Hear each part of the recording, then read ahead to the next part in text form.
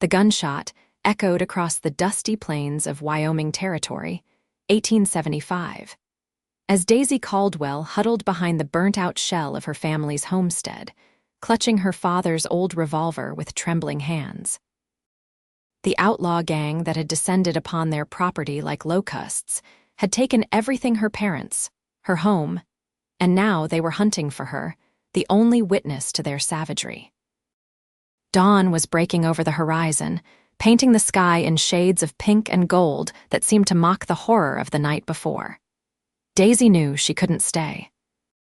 With nothing but the clothes on her back, her father's pistol, and a locket containing a faded photograph of her parents, she fled into the wilderness of the frontier.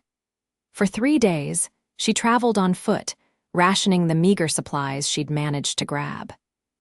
Her once fine dress was now torn and caked with dust, her boots worn through at the soles. Hunger gnawed at her stomach, and thirst made her lips crack and bleed. But it was the exhaustion that finally brought her to her knees on the outskirts of a small cattle town called Promise Creek.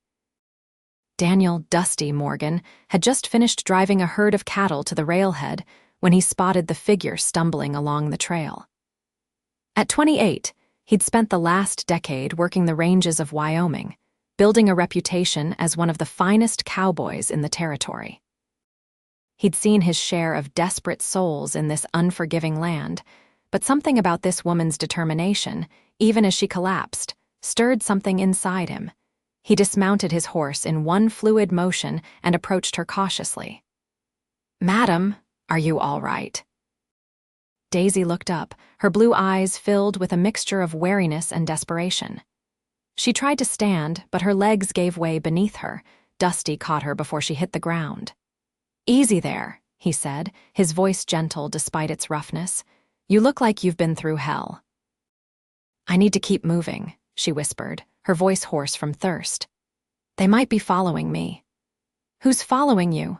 Dusty asked, already scanning the horizon with narrowed eyes. But Daisy had passed out, her body finally surrendering to the exhaustion and trauma of the past few days. Dusty didn't hesitate. He lifted her onto his horse and led them into town, straight to Doc Wilson's office. Hours later, Daisy awoke in an unfamiliar bed, clean sheets beneath her and the smell of antiseptic in the air. Her first instinct was to flee, but a steady hand on her shoulder kept her in place.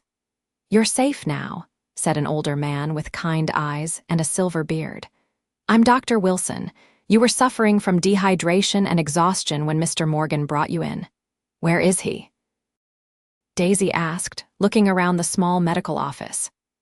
"Right here," came a deep voice from the doorway. Dusty stepped into the room, hat in hand. He'd cleaned up, his face freshly shaved, but his eyes remained the same alert and impossibly blue against his sun-bronzed skin. "Thought you might be hungry when you woke up." He placed a tray with soup and bread on the bedside table. Daisy eyed him warily, then the food. Her stomach growled loudly, making the decision for her. As she ate, she studied the cowboy. He wasn't like the outlaws who'd attacked her home. There was a steadiness to him, a quiet strength that somehow made her feel safer than she had in days. "Thank you," she said finally, setting down her spoon, "for helping me." "Any decent man would have done the same," Dusty replied with a slight nod. "Mind telling me what you were running from?" Daisy hesitated, then told him everything the attack on her family's homestead, watching her parents die, and her desperate flight through the wilderness. By the time she finished, tears were streaming down her face, but her voice remained steady. "I don't even have a home to go back to," she concluded, twisting the worn fabric of the blanket between her fingers. "They burned everything." Dusty's jaw tightened, his eyes flashing with anger at what she'd endured, but when he spoke, his voice was calm and deliberate. "Then I'll build you one." Daisy looked up, startled. "What?" "A home," Dusty said simply. "I've got land. Good land with water and timber. I've been meaning to build something proper there for years now, instead of the cabin I've been using. You can stay there until you figure out what comes next." "Why would you do that for a stranger?" Daisy asked, suspicion warring with hope in her heart. Dusty considered her question carefully. Because 10 years ago, I was the one with nowhere to go. Someone helped me then. Figure it's my turn to pass that on. Doc Wilson, who had been quietly checking Daisy's bandaged hands, cleared his throat. Dusty's a good man, Miss Caldwell. His offer is genuine, though if you'd prefer, Mrs. Henderson at the boarding house always has room. Daisy looked between the two men, weighing her options. The boarding house would be safer, more proper, but something in Dusty's straightforward offer called to her. I can't accept charity, she said finally. If I stay on your land, I'll work for my keep. A small smile tugged at the corner of Dusty's mouth. Fair enough, can you cook? Better than most, Daisy said, lifting her chin slightly. Then we have a deal. You cook, help with the garden I've been neglecting, and I'll provide shelter and protection until you decide what's next. He extended his hand. After a moment's hesitation, Daisy shook it. His palm was calloused but warm, his grip firm without being crushing. Deal. 2 days later, Doc Wilson declared Daisy well enough to travel. The women of Promise Creek, hearing of her plight, had rallied to provide her with clothing, a few basic necessities, and no small amount of advice, much of it conflicting about living in close quarters with a bachelor cowboy. You'll need this, said Mrs. Henderson, pressing a small revolver into Daisy's hands. Not for Mr. Morgan, he's honorable to a fault, but for your peace of mind. Daisy thanked her, tucking the weapon into her new satchel alongside the few possessions she now owned. She didn't tell the older woman that she already had her father's revolver hidden in the folds of her new skirt. Dusty was waiting outside with 2 horses his own chestnut gelding and a gentle mare for Daisy. It's about 2 hours' ride, he explained as he helped her mount. The cabin's nothing fancy, but it's solid. Built it myself 5 years back. The journey took them through rolling grasslands, dotted with wildflowers and the occasional stand of cottonwoods. As they rode, Dusty pointed out landmarks, teaching her to navigate by the distant mountains and the course of the creek that wound through his property. That's the north pasture, he said, gesturing to a vast expanse of grass where cattle grazed. Got about 200 head. Come winter, I'll drive most of them south, but keep a few dozen close to home. Do you manage all this alone? Daisy asked, impressed by the size of his operation. Dusty nodded. Hire hands for the big drives and roundups, but day to day, it's just me and my horse. He paused, glancing at her. And now you, I suppose. They crested a small rise, and Dusty reined in his horse. There it is. Home. Below them lay a small valley, sheltered by hills and bisected by the creek. A sturdy log cabin stood near a cluster of cottonwoods, smoke rising from its chimney. Nearby was a barn corral, and what looked like the beginnings of a larger structure, foundation stones laid out in a rectangle, with a few timber beams already in place. What's that? Daisy asked, pointing to the partial construction. That, Dusty said with a hint of embarrassment, was going to be the main house. Started it last fall, but winter came early, been too busy with the herd to get back to it. Daisy studied the site, imagining what it might become. For the first time since the attack, she felt a flicker of something beyond fear and grief, a tiny spark of possibility. It has a good view, she said softly. Dusty nodded, watching her face. That it does. The cabin proved to be small but well built, with a main room containing a stone fireplace, a sturdy table with chairs and basic furnishings. A door led to Dusty's bedroom, while a ladder provided access to a loft space. You'll take the loft, Dusty said, carrying her satchel up the ladder. It's not much, but it's private. The loft was indeed small, with sloping ceilings that meant Daisy could only stand upright in the center.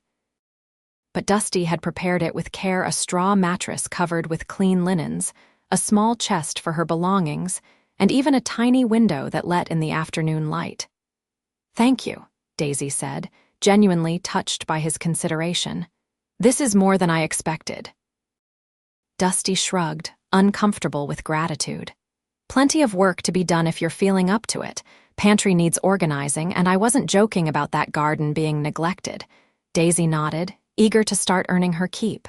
Show me what needs doing. The next few weeks fell into a rhythm.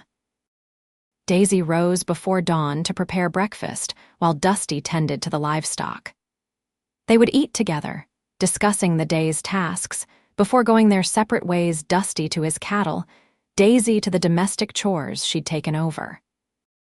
She brought order to the cabin, scouring it from top to bottom until it gleamed. The neglected garden was weeded, tended, and expanded, with Daisy planting the seeds Mrs. Henderson had given her. She took over the cooking, replacing Dusty's utilitarian meals with proper, flavorful food that had him eating seconds and sometimes thirds. In the evenings, they would sit by the fire, sometimes talking, sometimes in comfortable silence.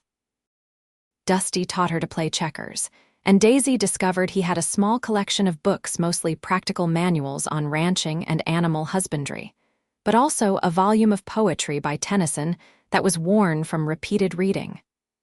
"My mother's," he explained when he caught her examining it. "She taught school before marrying my father, always said there was value in beautiful words, even on the frontier." "Where are they now?" Daisy asked, carefully returning the book to its place. "Gone," Dusty said simply. "Influenza took them both when I was 18. Worked other men's cattle for years before saving enough to buy this place." Daisy recognized the familiar pain in his voice, the same ache she carried for her own parents. "I'm sorry," she said quietly. Dusty nodded his acknowledgement. "Loss is part of life out here. The trick is to keep building anyway." His words stayed with her as she climbed to her loft that night. Dusty Morgan was a man who had faced loss and hardship, but hadn't been broken by it. Instead, he'd used it as foundation stones for something new, just like the house he'd started building.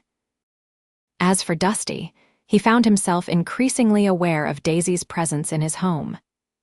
It wasn't just the physical changes, the cleanliness, the flowers she'd placed on the table, the curtains she'd sewn from fabric ordered from the general store. It was the way she hummed while working, the questions she asked about ranching, her determination to learn everything she could about this new life. One afternoon, he returned early from checking fence lines to find her at the abandoned house site, measuring the foundation with a length of string.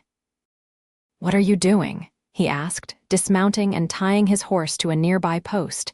Daisy looked up, slightly embarrassed at being caught. "Just curious about the dimensions. It's a good size for a proper house." Dusty joined her, looking at the foundation with fresh eyes. 3 bedrooms, a proper kitchen, sitting room, he explained, pointing to different sections. "And a covered porch all around for sitting on summer evenings." "You've thought it through," Daisy observed. "Had plenty of time to plan while driving cattle," Dusty admitted. "Just never seemed urgent when it was only me." Their eyes met, and something unspoken passed between them. Daisy looked away first, running her hand along one of the support beams. "Why did you offer to build me a home? The truth this time." Dusty removed his hat, running a hand through his sun-bleached hair.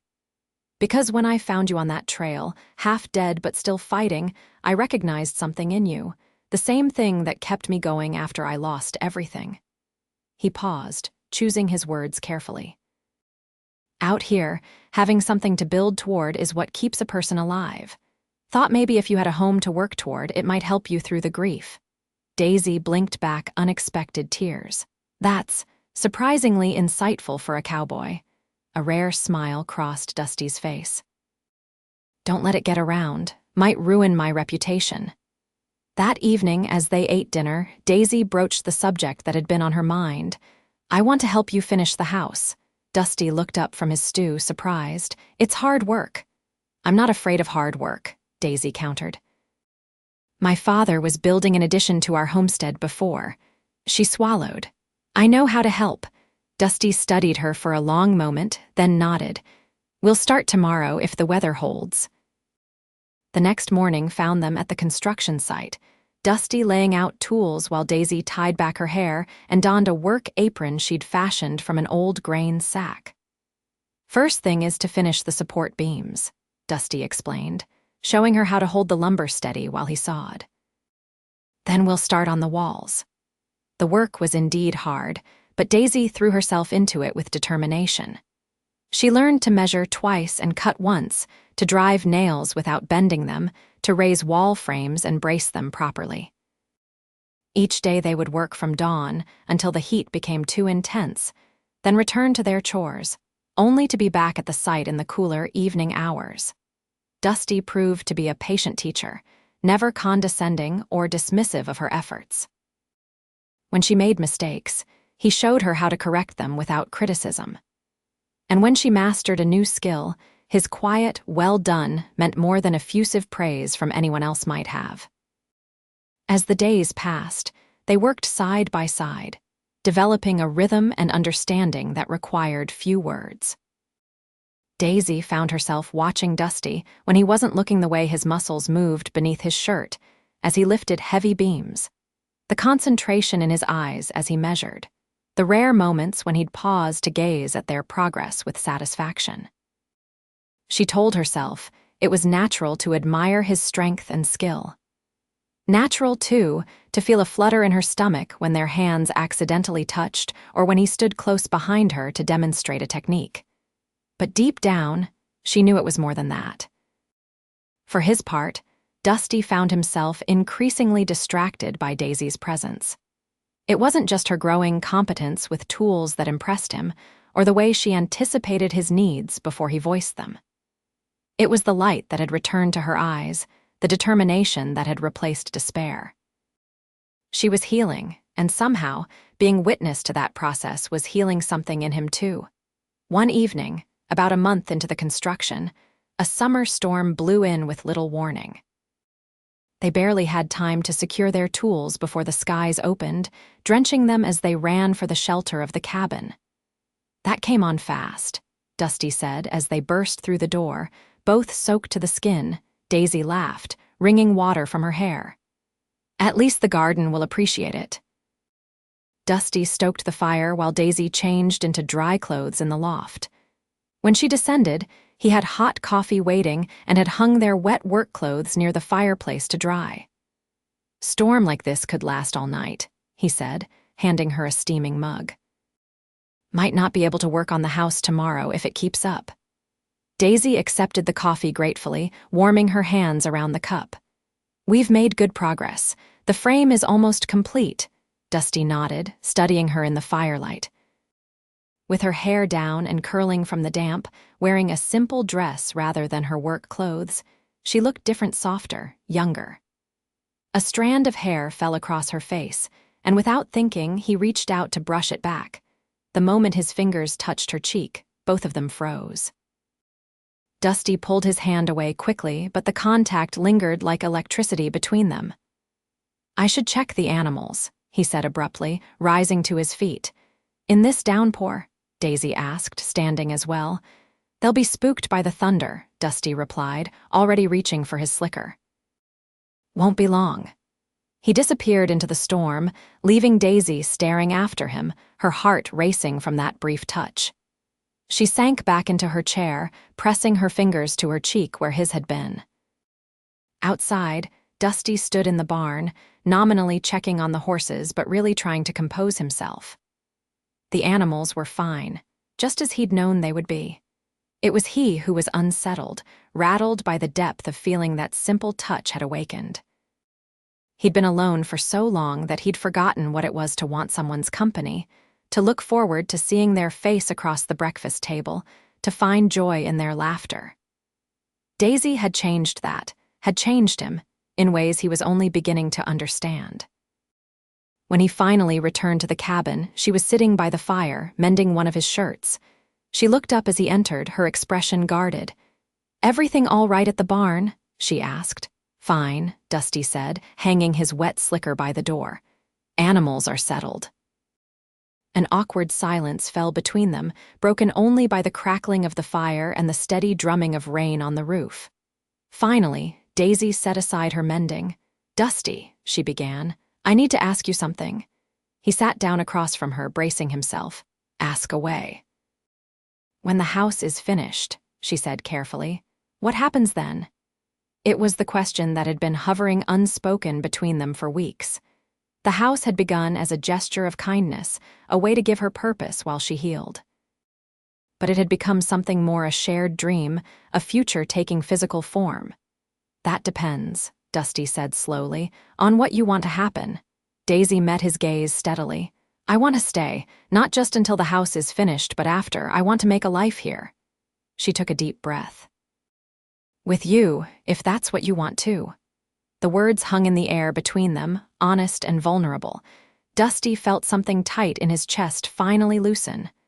I want that, he said, his voice rough with emotion. Have since the day you started bringing my neglected garden back to life. But I didn't want you to feel obligated or to think I expected anything in return for helping you. Is that why you've been keeping your distance? Daisy asked softly. Dusty nodded. Wanted to give you time to heal, to figure out what you really wanted. Didn't seem right to complicate things. Daisy smiled, a real smile that reached her eyes. You're a good man, Daniel Morgan, better than I deserve. No, Dusty said firmly. You deserve every good thing this life has to offer, and I might not be able to give you much, but everything I have, everything I am, it's yours if you want it. Daisy rose from her chair and crossed to him, placing her hand on his cheek. This time, neither of them pulled away. I want it, she whispered. I want you. Dusty stood, drawing her into his arms with a gentleness that belied his strength. When their lips finally met, it felt like coming home after a long journey, familiar somehow, even though it was entirely new. The storm continued through the night, but inside the cabin, they found shelter in each other's arms, sharing whispered confessions and tentative caresses as they began to build something even more precious than a house of future together. Morning brought clear skies and a changed world. Dusty woke first, marveling at the feeling of Daisy curled against him, her head on his shoulder, her breathing soft and even. He brushed a kiss against her forehead, causing her to stir and open her eyes. Good morning, she murmured, a shy smile playing at her lips. Morning, he replied, tucking a strand of hair behind her ear. Sleep well. Better than I have in months, Daisy admitted, stretching contentedly. You. Same, Dusty said, though in truth he'd slept little, too aware of her presence beside him, too afraid this might all be a dream he'd wake from. They rose reluctantly, resuming their morning routine with new awareness of each other. Simple tasks, passing the coffee pot, brushing hands while setting the table now carried deeper meaning, each touch a small affirmation of what had changed between them. As they prepared to head out to the construction site, Dusty caught Daisy's hand, drawing her back to him. Before we go any further with the house, he said seriously, I need to know what kind of home you want, not just the building, but what happens inside it. Daisy understood what he was really asking. I want a true partnership, she said, not just as a housekeeper or a helper, but as your equal. I want to build something lasting, Dusty, a place where we can both belong. I want that too, he said, relief evident in his voice, and I want to do this right. He hesitated, then continued. There's a preacher comes through town every month or so. If you're willing, I'd like to make promises to you that everyone can hear. Proper promises before God and whoever else cares to listen. Daisy's eyes widened. Are you asking me to marry you, Daniel Morgan? Doing a poor job of it, apparently, Dusty said with a self-deprecating smile. But yes, I am. Will you? Daisy threw her arms around his neck. Yes, she whispered against his lips. Yes, I will marry you. Their work on the house took on new urgency after that. No longer were they building a vague future home, they were creating their home, the place where they would begin their life together. Every beam and board was placed with care, every decision made jointly. Word of their engagement spread quickly through Promise Creek. Mrs. Henderson and the other women descended upon the ranch, laden with gifts, advice, and no small amount of curiosity about the cowboy who'd finally been caught. Never thought I'd see the day, Mrs. Henderson declared, inspecting the house's progress with a critical eye. Daniel Morgan, settling down. You must be something special, Daisy Caldwell. She is, Dusty said simply, earning him approving looks from the ladies and a blush from Daisy. The women took charge of preparing for the wedding, which was set for the following month when Reverend Taylor would make his regular circuit through the area. Daisy found herself swept up in plans for a dress, decorations, and a proper wedding supper. "It's not too much, is it?"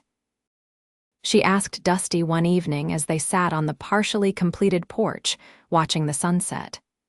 "All this fuss for a simple ceremony?" Dusty shook his head. "Let them have their celebration. These folks have seen more than their share of hardship. A wedding gives everyone something joyful to focus on." He squeezed her hand. "Besides, you deserve to be properly fussed over."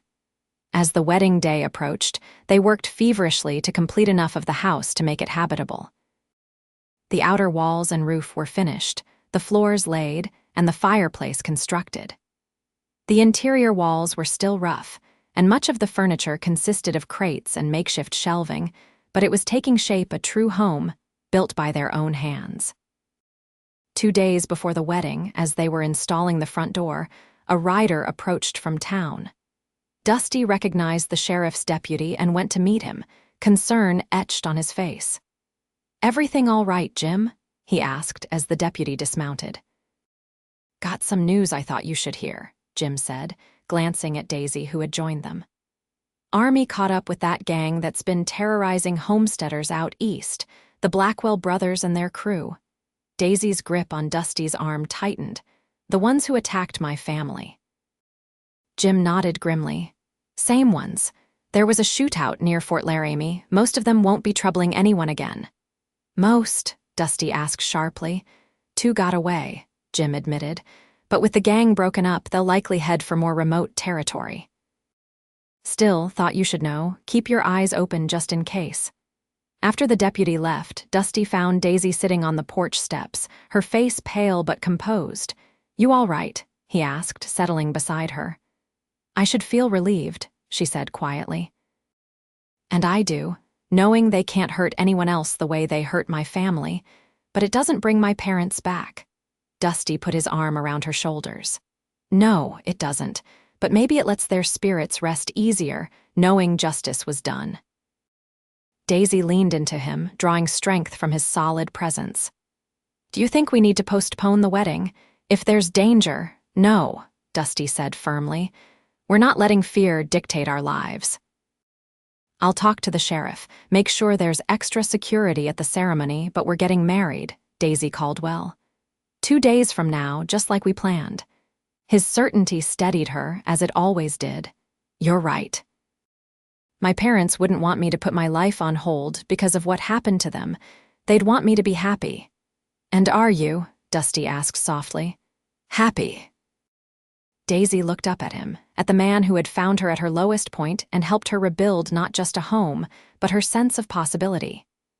"Yes," she said with absolute conviction. "I am." The wedding day dawned clear and bright, as if nature itself approved of their union. The ceremony was to be held on their property, under the cottonwood trees near the new house. Guests began arriving, early ranchers and townsfolk from Promise Creek, hands from neighboring spreads, even a few of Dusty's old trail partners who'd ridden considerable distances to witness the event. Daisy prepared in the cabin, assisted by Mrs. Henderson and several other women. Her dress was simple but beautiful cream-colored cotton with delicate embroidery at the collar and cuffs, sewn by the women of Promise Creek as a wedding gift. "Something borrowed, Mrs. Henderson said, fastening a pearl comb in Daisy's upswept hair. "My mother wore this at her wedding 50 years ago. It's beautiful," Daisy said, touching the pearls gently. "Thank you." "Now, about tonight," the older woman began, her expression serious. "The first time can be Mrs. Henderson," Daisy interrupted, her cheeks flushing. "I appreciate your concern, but Dusty and I, that is to say." She faltered, not knowing how to explain that while they hadn't fully consummated their relationship, they were not entirely inexperienced with each other either. Mrs. Henderson's eyes widened, then narrowed knowingly. "I see," she said, not unkindly. "Well, he always was an impatient one. Still, marriage brings its own adjustments. Just be honest with each other and the rest will follow. Outside, Dusty was equally uncomfortable as his friends offered increasingly ribald advice on married life. "Enough," he finally said, straightening his string tie. "I may not have been married before, but I'm not a green boy either." His oldest friend, a weather-beaten cowhand named Jake, clapped him on the shoulder. "Just never thought we'd see the day, Dusty. You building a proper house, taking a wife. Used to be all you cared about was the next drive and having enough saved for a bottle and a card game after." "Things change," Dusty said simply. "People change." As the appointed hour approached, guests gathered under the cottonwoods where Reverend Taylor waited. Dusty took his place at the front, his usually impassive face betraying his nervousness as he scanned the crowd. Sheriff Mills stood at the edge of the gathering, as promised, along with 2 deputies. They were casual but alert, their presence a reassurance rather than a disruption. Then the crowd parted, and Daisy appeared on the arm of Doc Wilson, who had agreed to give her away in her father's absence. Dusty's breath caught in his throat at the sight of her radiant in her simple dress, her eyes finding his immediately. The ceremony itself was brief but meaningful. They exchanged vows in clear, steady voices, promising to love, honor, and cherish each other through whatever life brought their way. When Reverend Taylor pronounced them husband and wife, Dusty kissed Daisy with a tenderness that made the women sigh and the men whoop in approval. The celebration that followed lasted well into the evening. Tables had been set up near the house, laden with food contributed by every household in Promise Creek. There was music from a fiddle and harmonica, dancing on a wooden platform built for the occasion, and enough good wishes to last a lifetime. As twilight fell, Dusty found his bride sitting a bit apart from the festivities, watching the dancing with a contented smile. "Mrs. Morgan," he said, offering his hand, "may I have this dance?" Daisy looked up at him, love shining in her eyes as she took in the sight of her husband, his usually unruly hair tamed for the occasion, his best shirt and vest a far cry from his everyday work clothes. "You may, Mr. Morgan," she replied, allowing him to lead her to the dance floor. They moved together easily, as they had learned to do in all things. Around them, their friends and neighbors watched with approval as the taciturn cowboy and the resilient young woman who had captured his heart began their life together. "Happy?" Dusty asked softly, his lips close to her ear. "More than I ever thought possible," Daisy answered truthfully. "And you?" "I didn't know what happiness was until you came into my life," he admitted. "Now I can't imagine a day without you in it." As the celebration wound down and guests began to depart, Dusty and Daisy stood at the door of their new home, accepting final congratulations and good wishes. When the last wagon had disappeared down the trail, Dusty turned to his wife with a smile. "Ready to see the surprise?" he asked, a hint of boyish excitement in his expression. "Surprise," Daisy repeated. Intrigued, Dusty took her hand and led her into the house. Though they had been working on it together for weeks, she hadn't been inside since the previous day, as tradition dictated the bride shouldn't see the wedding location on the day of the ceremony. What she saw now made her gasp. While she had been preparing for the wedding, Dusty and his friends had been putting the finishing touches on the main room. The rough walls had been smoothed and whitewashed, the windows fitted with proper glass panes, and most surprisingly, the room was furnished with actual furniture, a polished dining table with chairs, a comfortable-looking settee, and a rocking chair positioned near the fireplace. "How did you?" Daisy began, turning in a circle to take it all in. "Had some help," Dusty admitted. "Jake's got a talent for woodworking, been making these pieces in secret for weeks, and Mrs. Henderson organized the women to sew the cushions and curtains." Tears welled in Daisy's eyes as she realized how many people had contributed to making this house a home for them. "It's perfect," she whispered. "Not quite," Dusty said, taking her hand again. "One more thing." He led her to what would be their bedroom. The door was closed, and he hesitated with his hand on the latch. "Close your eyes," he instructed. Daisy complied, hearing the door open and feeling Dusty guide her forward. "All right," he said. "Look." She opened her eyes to see a beautifully crafted bed with a carved headboard and a colorful quilt. But what caught her attention was the small table beside it, on which sat a framed photograph, her parents' portrait, which had been in her locket, now enlarged and properly displayed. "How?" she asked, touching the frame reverently. "Sent it to a photographer in Cheyenne," Dusty explained. "Wanted you to have them here watching over us." Daisy turned and flung her arms around him, overwhelmed by this final, thoughtful gift.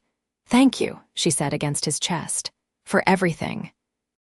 For finding me when I was lost, for giving me a home, for loving me." Dusty tilted her face up to his.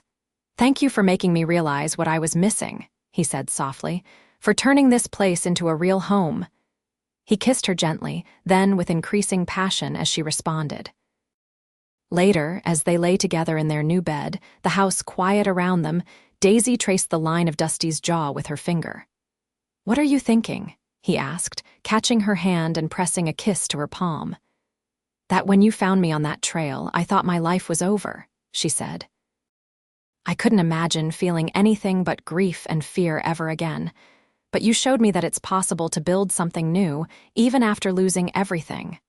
Dusty pulled her closer. "We'll keep building," he promised, "every day for the rest of our lives," and they did. Through the changing seasons, through challenges and triumphs, they built their life together piece by piece, just as they had built their home. The following spring brought the completion of the house, with all rooms finished and furnished. Summer saw the expansion of their garden and the addition of more cattle to their growing herd.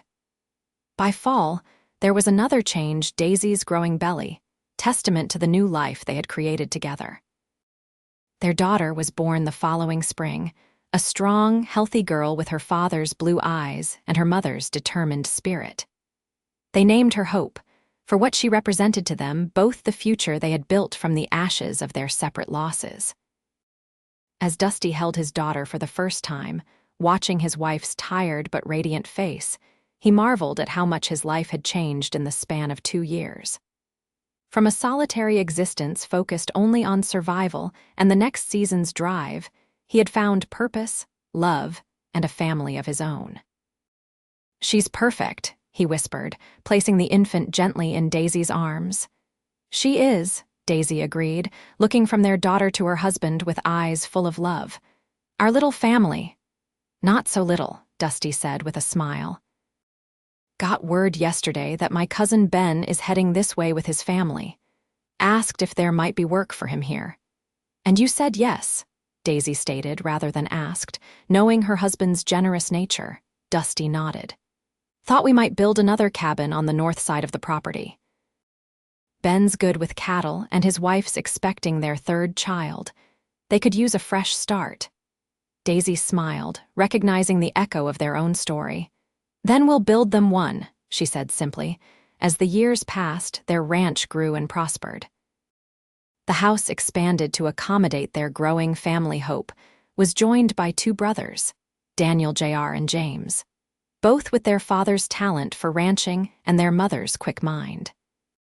Dusty's cousin and his family became permanent fixtures on the property, eventually building their own substantial home across the creek. Other families settled nearby, drawn by the promise of good land and fair treatment, until what had once been a solitary cabin became the center of a small but thriving community. Through it all, Dusty and Daisy remained the heart of the enterprise, their partnership only strengthening with time. They faced hardships, drought years that tested their resources. A winter so severe they lost nearly 1/3 of their herd, the inevitable illnesses and accidents that come with frontier life. But they faced them together, drawing strength from each other and from the home they had built with their own hands. On their 20th anniversary, they sat on the porch of their house, now a substantial 2-story structure with a wide veranda, watching their children and neighbors gather for the celebration. "Did you ever imagine this?" Daisy asked, her hand resting comfortably in her husband's. Time had left its mark on both of them, silver threaded through her hair, lines carved around his eyes and mouth, but the bond between them remained undiminished. "Not in my wildest dreams," Dusty admitted, watching as their eldest, Hope, now 18 and the spitting image of her mother, directed the younger children in a game. "When I found you on that trail, all I wanted was to give you a safe place to heal. Never imagined you'd give me all this in return." Daisy leaned against his shoulder, content in the life they had created. "Remember what you said to me that first day in Doc Wilson's office, when I told you I didn't have a home, that I'd build you one," Dusty recalled with a smile. "You did more than that," Daisy said softly. "You taught me that home isn't just a building.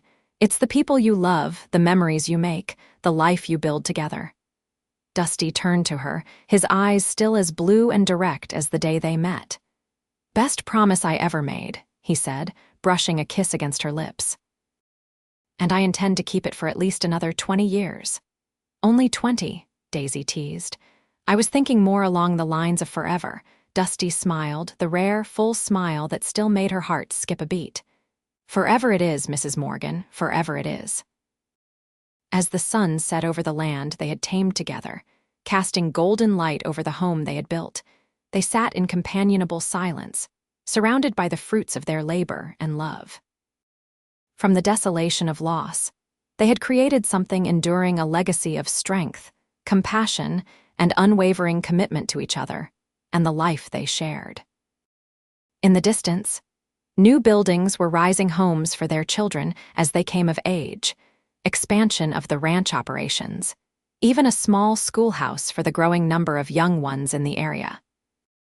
What had begun as a single act of kindness, a cowboy offering to build a home for a homeless girl, had grown into a community, a future, a dynasty of sorts. But at its heart remained the simple truth that had brought them together. Home was not just a place, but a promise kept between two people who found in each other the courage to begin again.